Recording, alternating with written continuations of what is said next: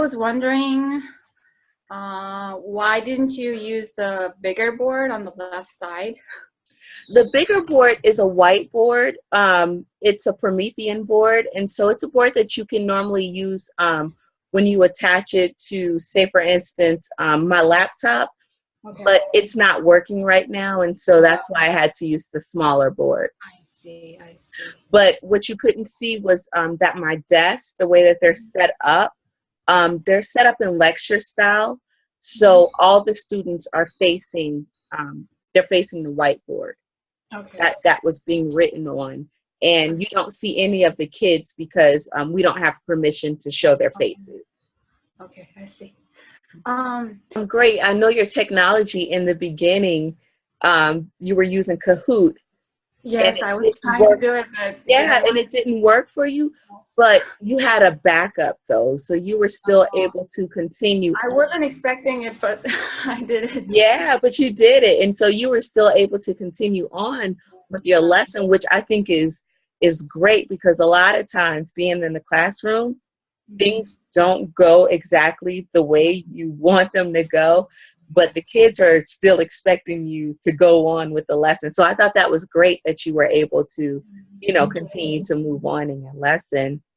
you. And I know the students, even though that they weren't as engaged as you would have liked them to be, it didn't lessen your enthusiasm to teach them.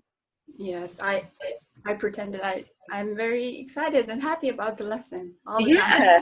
And I think that'll make a difference. Like if you were in a real classroom setting, your enthusiasm will help keep the students enthusiastic about the lesson.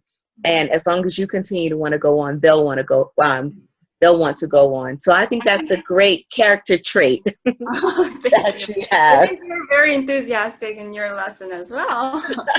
I could see you really cared about your children, and I really like the example of Cloudy with a Chance of Meatball.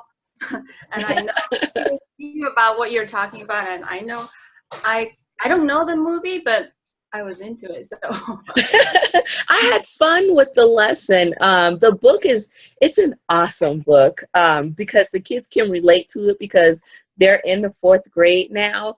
And so there was a lot of peer pressure. And so previously we were able to talk about, how they overcome things like peer pressure and not being a part of bullying and being a part of the problem, but more of finding solutions. And after we read the story, I still had students that came up to me with problems that they were having, and we were able to use the text as a way of working through the solution. So building upon, I guess, the 21st century skills of problem solving, the book helped with that. So it was a fun lesson. I really enjoyed it.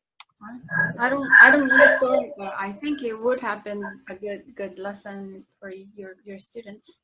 So do you think you met your objective with your lesson? I think so, but I had three objectives first, but I couldn't go over all of them because I have enough hadn't enough time for them. So the Yeah. last objective, I actually videotaped it, but I didn't submit it because it wasn't necessary. So Yeah. Yeah. and I feel sorry for my students because they had to sit there for about, I don't know, 2 hours or so. Oh wow. Our But lesson went really quick. It was right before lunch, and we had to pull it in between our math during our ELA block, which is English, yeah, language arts. So we had to push it into that block along and kind of form it around what we were already learning.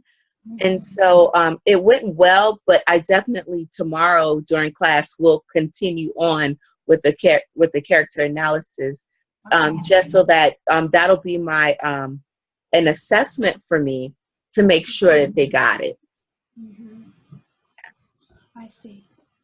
I think you really did well with the graphic organizers, either on board or on paper. I think it's a really good way to for students to organize the information together. And I like the individual work, and then you get to work with your group as a Yeah. whole and collaborate with each other. And that's one of the 21st century skills. Being able to collaborate, definitely. And I noticed that you pulled that in to your lesson I as tried. well. You did. I think that once you get into a classroom setting, you're going to do very well Thank you. with putting your lessons and getting your students to understand. I hope so. You will. So I know that we have to kind of wind it down.